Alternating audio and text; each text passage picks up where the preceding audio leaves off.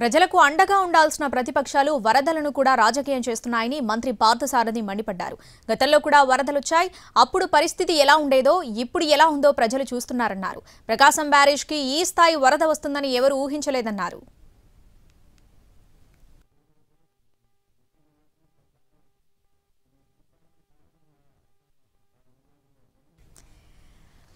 వరద బాధితులందరికీ సాయం అందుతుందంటున్న పార్థసారథితో మా ప్రతినిధి Sai Sudheer face to face.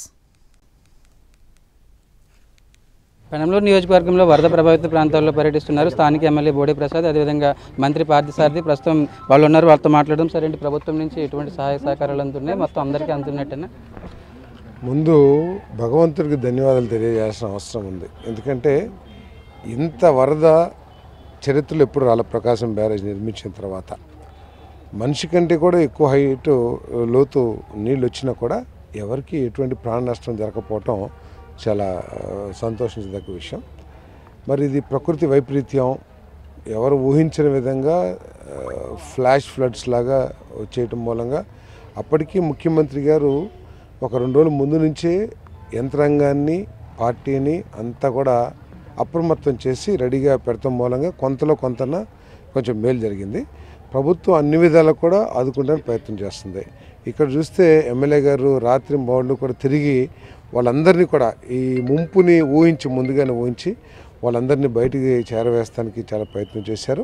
మరి అదేవిధంగా ప్రభుత్వం కూడా మరి భోజన సదుపాయాలు కానివ్వండి, లేకపోతే మంచినీళ్ళు కానివ్వండి, లేకపోతే క్యాంప్స్ నిర్వహిస్తాం కానివ్వండి, అన్ని వసతులు ఏర్పాటు చేశారు. ఇప్పుడు కొంచెం వర్షం తగ్గిన తర్వాత ఈ నీటిని తోడేయటం, అదేవిధంగా వాళ్ళకి సరుకులు రేషను అదనంగా ఇవ్వటం, ఇవన్నీ కూడా చర్యలు తీసుకోబోతా ఉన్నాం. మరి కరెంటుని మళ్ళీ రెజ్యూమ్ చేయడానికి కావాల్సిన చర్యలు కూడా తీసుకుంటున్నాం. ప్రకృతి వైపరీత్యంగానే ప్రభుత్వం ఫెయిల్యూరు, ముందస్తు ప్రణాళిక లేకపోవడం వల్ల ఇదంతా ఇంతవరకు జరిగిందని ప్రతిపక్షాలు విమర్శలు చేస్తున్నాయి. ప్రతిపక్షానికి ఏం పని పాటలేక వాళ్ళు కూడా అప్పుడు కూడా వచ్చినాయి చాలాసార్లు. అందరికీ తెలుసు, ప్రజలకి ఎప్పుడు ఏమొచ్చింది, ఎవరు ఏ విధంగా స్పందించారనే విషయం మీద పూర్తి అవగాహన ఉంటుంది.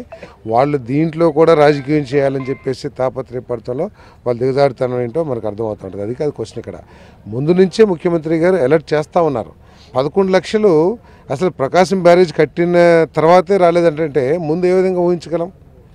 సో అప్పటికి కూడా ఏంటంటే ముఖ్యమంత్రి గారు టెక్నాలజీ అంతా వినియోగిస్తారు కాబట్టి రాబోయేది ముందే ఊహించి మేమంతా కూడా ఇక్కడ ఎమ్మెల్యే గారు తర్వాత ఇక్కడ అధికారులు అందరూ కూడా మైక్స్ పెట్టి అందరిని బయటికి రమ్మన్నారు. ఎందుకు? ముందస్తు చర్యలే కదా.